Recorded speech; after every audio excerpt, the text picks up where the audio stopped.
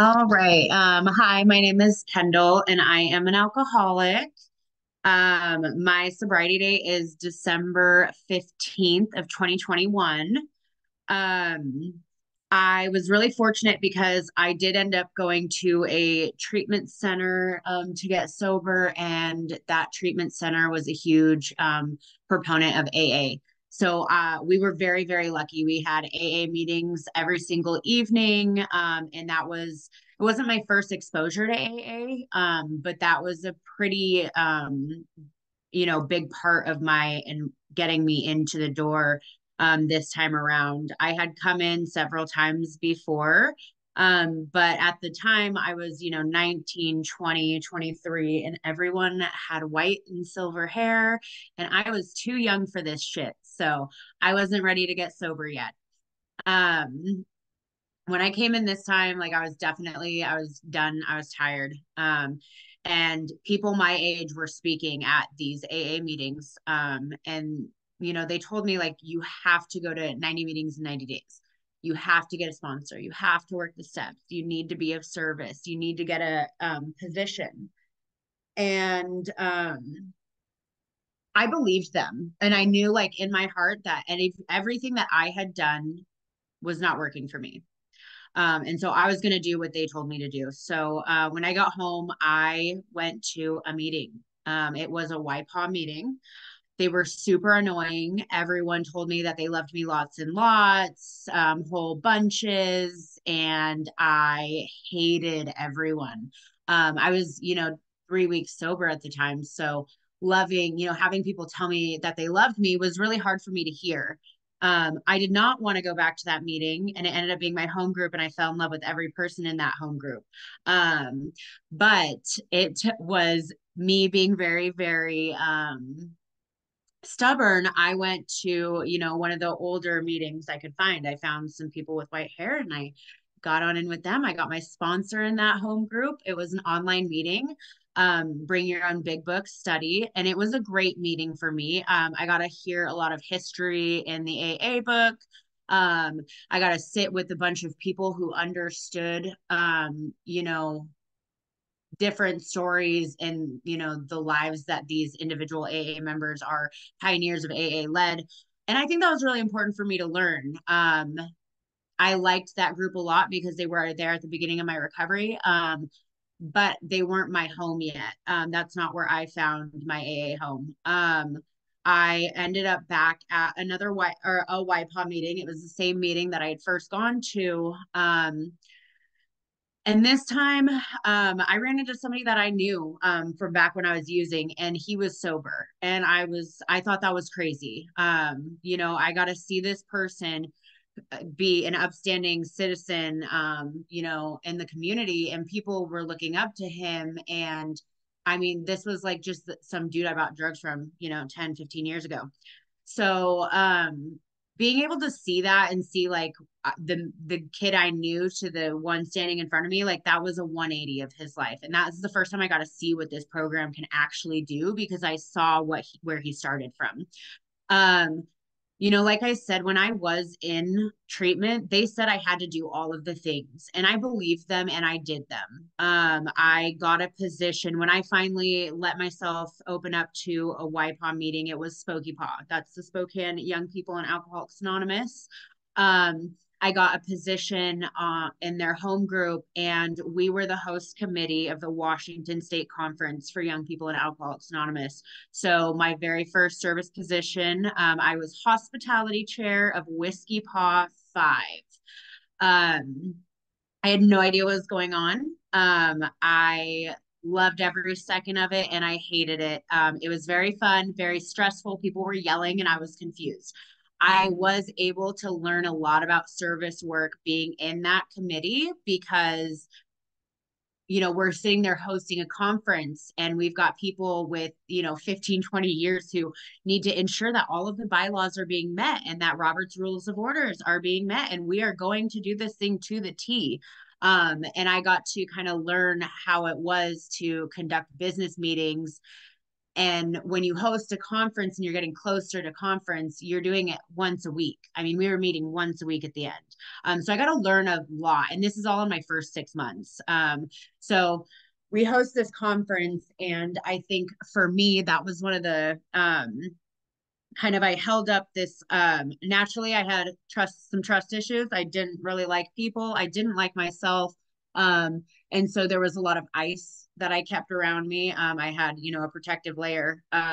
When I went to the Whiskey Paw 5 conference and I was on this host committee and we pulled it off, and there was this feeling of like family, gratitude that I got to be a part of something, because that's really the feeling that I was chasing a lot when I was younger. I never felt a part of, I never felt connected to my community. Nobody understood me.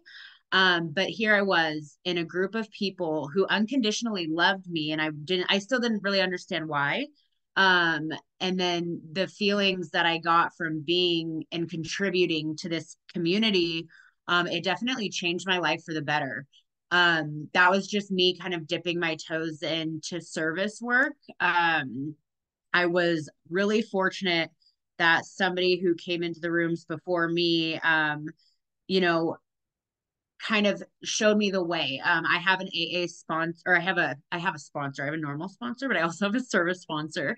Um, my service sponsor and her spouse actually have been like huge pillars in my recovery in terms of like, and he said to me one time, he said, if you want what we have, you need to do what we do. And they did a lot of service work. And so I said, okay.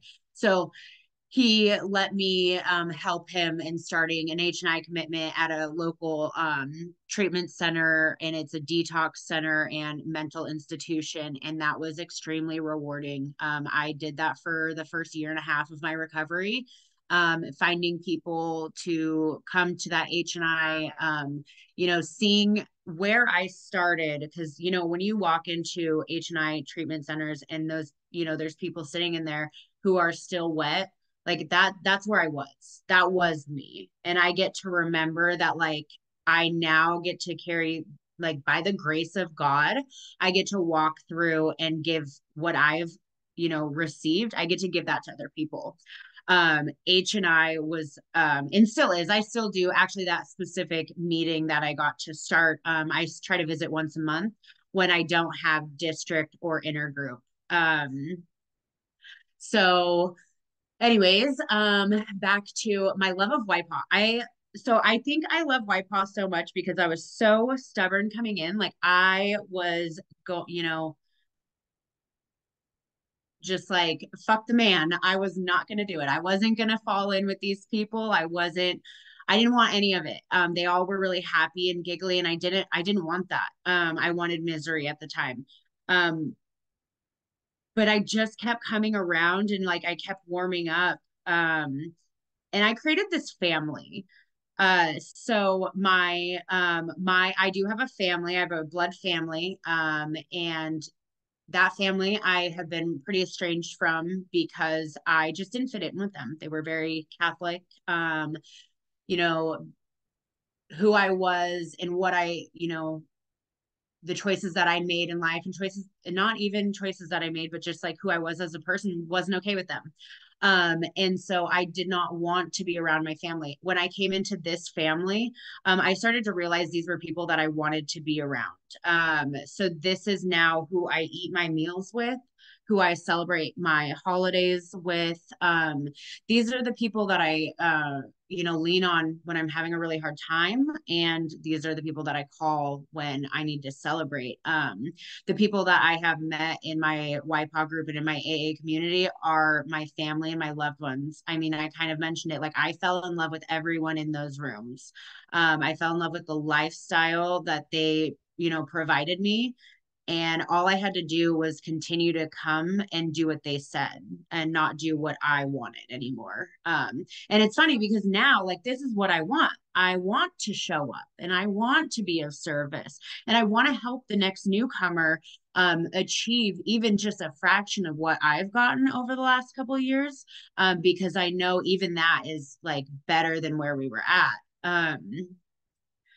So I'm pretty very involved in YPAW still. I'm on Spokey Paw that's my home group. Some friends and I, Jake being one of them, started ANYPAA. And our first conference will be this year. And being on a steering committee is definitely a learning experience for me. I since getting sober, this was not me out in my previous life, but I like rules. I like that you are supposed to do X, Y, and Z, and we get these things done. There's a purpose. Being on a steering committee, that is not true. And so it's been quite a growth experience for me. Like, we just kind of get to do what we need to do to get it done. And I'm very fortunate because my service sponsor is on that steering committee with me. So she's always like, reeling me back in. I am also, about a year ago, I started getting involved in district, and I did the treatment center position and then rotated into secretary, and got to help somebody else come into treatment. So I'm involved in my district as well. And then for Spokey Paw, I am the intergroup rep. It's really important to me that we connect our YPAW group with our general service structure in Spokane. Because I don't know if anyone else has ever dealt with this. There kind of gets to be like a barrier between YPAW and general service. And like, is YPAW a part of AA? Yes, it is. Like, absolutely it is. And I want to make sure, like, instead of complaining about, the things that other meetings might not be doing right, I'm just going to make sure that we have a streamline between general service and my home group, because I know that my home group is here to help support people. We I really appreciate the fact that like we are so service oriented, and that's how like I base my recovery around that. We have a couple H&I commitments. We're constantly opening that door for the newcomer. We have fellowship. Like, if you can't afford tacos, that's okay, dude, because we got you. It does not matter. We're gonna go fellowship, and we are going to have lots of campouts every year. And at the end of the day, like, the most important thing we always remind ourselves, which I appreciate, is that we are only doing this so that the next person can feel at home when they come in the rooms. And I really value that lesson. Like, that's not something that I do. That's something that I am told to do. And I believe that, to my core. Um, I had met my sponsor in um YPAW, and she was a part of Spokey Paw, and I was with her for 2 years, and it was absolutely amazing. I actually recently got a new sponsor. But my first sponsor was phenomenal. And the amount of kindness and love as I like fumble through sobriety is amazing. She is there to take me through these steps, and then she's there to show me like it's okay to make mistakes. I get to love myself, and that my relationship with God is really the most important at the end of the day. So as long as I'm keeping my hand in God's hand, like, it's going to be okay. We are going to get through whatever life has to throw at us. Um, and I'm really grateful that I got to meet her, and I got to experience her in my life. And our lives have taken us to do two different places now, and that's okay, because like she still gets to be a part of my recovery, and I still get to live the lessons that she has given me, which I'm very grateful for. I have two sponsees currently and one service sponsee. I'm not even sure why this woman asked me to be her service sponsor, but here I am doing my best. I am, for my sponsees, I'm a little bit more like, I can understand that a little bit better. I've worked through the steps a couple times. And that's because the first time I did the steps, I went super quick. I just was like, I was so desperate. I said, just get me out of these feelings. So we just plowed through them. And that's what I needed at the time. And then I needed to go back and I need to do more diligently. And then, life happened, and lacking on a 10th step means I need to do another big 4th step. And so I have gotten the opportunity to work my steps a couple times. And so taking women through the steps, I have gotten to experience the steps in a couple different ways as well. So I've gone through it traditionally. The book says to do this, and we're going to do this. I've gone through it a little bit more of the like, here's a handout pamphlet type where you get to like fill out the forms. I've done a couple different versions of the steps that my sponsors have taken me through. And so I get to use that experience to kind of help my sponsees with where they are now. Because I have one who needs, who needs me to take her through it a very specific way. And then I have another one who needs something a little bit different. And I don't think that it's fair for me to treat them like they are the same person. And so I'm really grateful that I've had this experience to go through steps in a different manner so that I can help them, that my experience, I am able to kind of help them get to what they need and how they need it, because everyone is a little bit different. But yeah, so I think I'm running out of time. I can't read the timer, but um yeah, if you're new, I did see there's a lot of newcomers here. I'm just so excited for you. I'm so glad that you're here. I'm so excited that you are